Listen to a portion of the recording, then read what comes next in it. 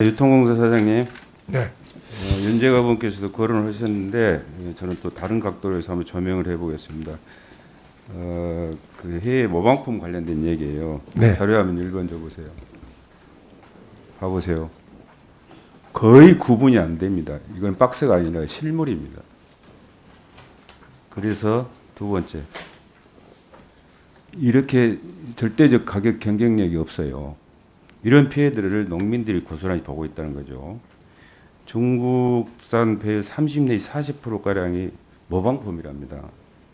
세 번째 자료 보셨죠? 예? 심각합니다.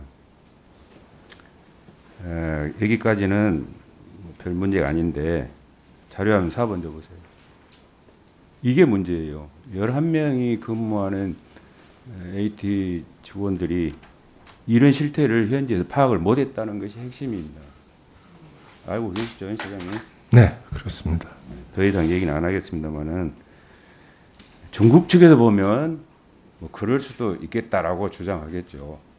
근데 우리나라 입장에서 보면 이럴 수는 없는 겁니다.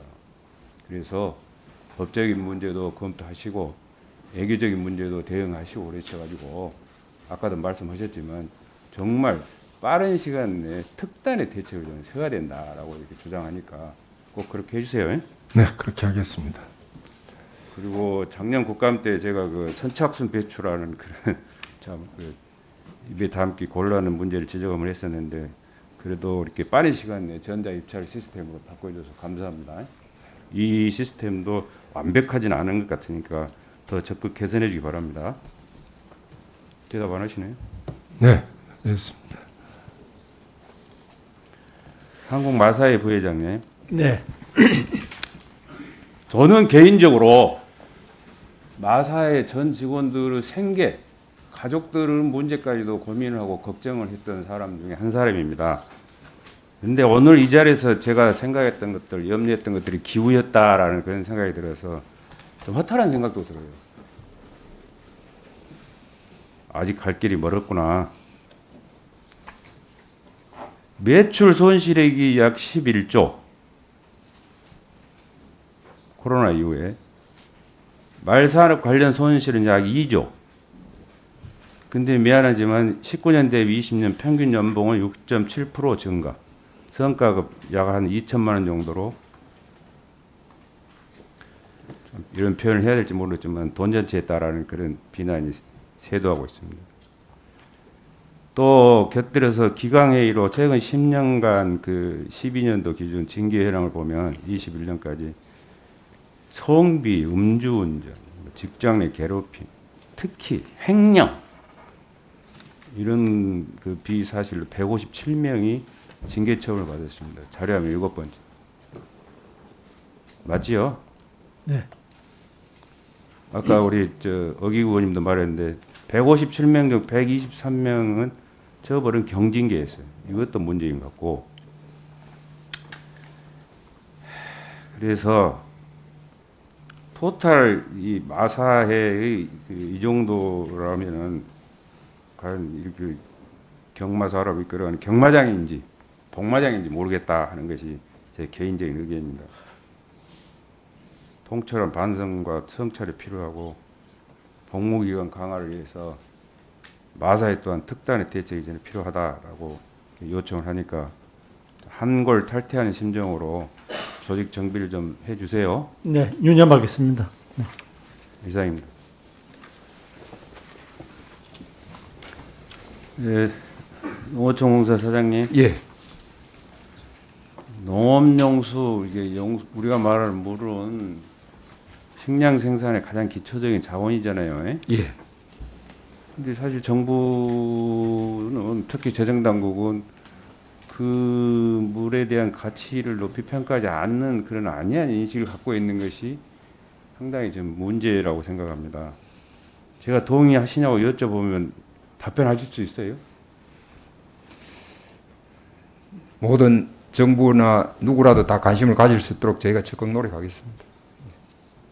저한테 동의를 해야 제가 도움이 되는 질문을 할 수 있는데 어쨌든 저는 우리 농어촌공사 김인식 사장님이 그 누구보다도 공기업의 그 대표로서 물 문제에 대해서 관심도 많고 특히 저 개인적으로 봤을 때 밭 기반 정비 사업에 있어서는 많은 그런 그 마인드도 갖고 계시고 관심도 갖고 계시고 또 노력도 또 했다.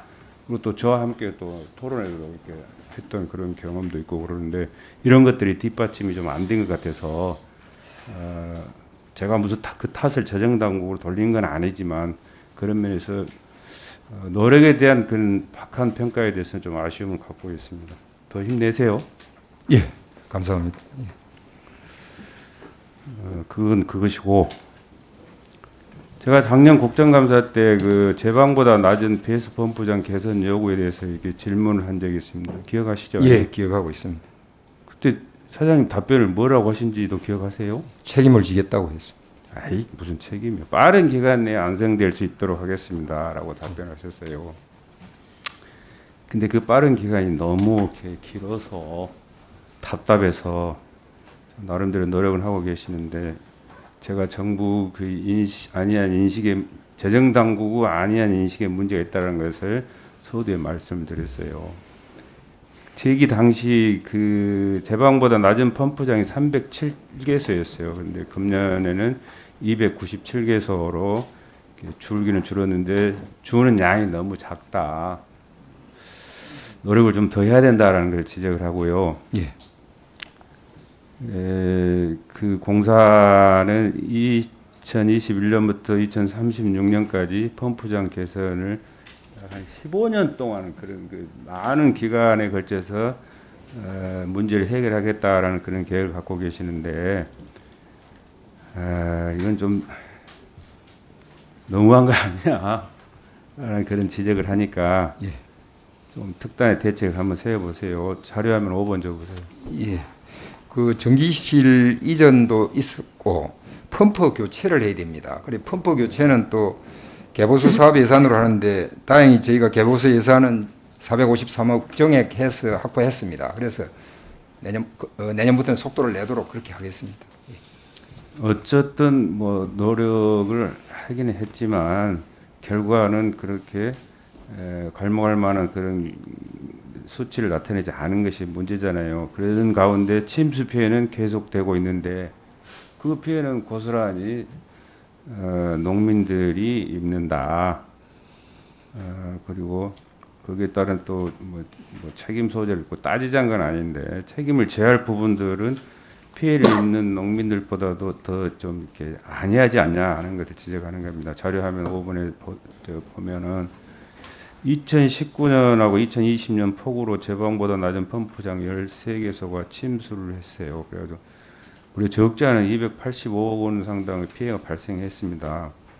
이런 피해가 뭐 몇 배 이상 또 이렇게 안 나온다는 보장이 없으니까 좀 더 재정 당국을 설득해서라도 이런 문제 해결을 하기 위한 그런 계획들에 대해서 좀 재검토도 좀 하시고 속도 좀 내주세요. 예, 적극 추진하겠습니다. 그다음에 그 농업 생산 기반 시설 관리 규정 농식품부 훈령 제 384호 내용을 알고 계시죠? 제가 읽어드릴게요. D등급의 의미. 예. 주요 부재의 결함이 발생하여 긴급한 보수 보강이 필요하며 사용 제한 여부를 결정해야 하는 상태를 말하는 규정입니다.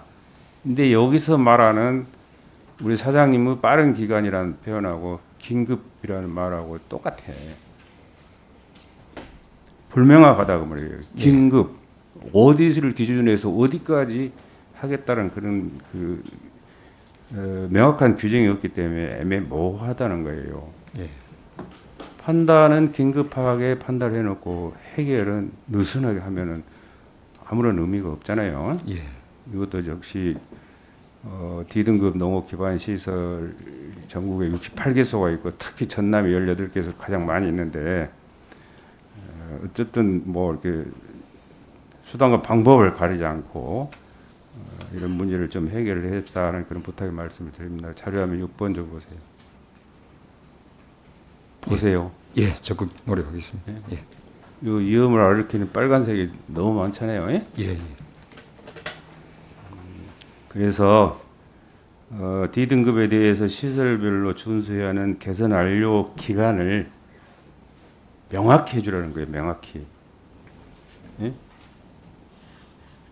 그래야 피해를 입은 이 농가들도 정부 기관을 좀 신뢰할 수 있잖아요.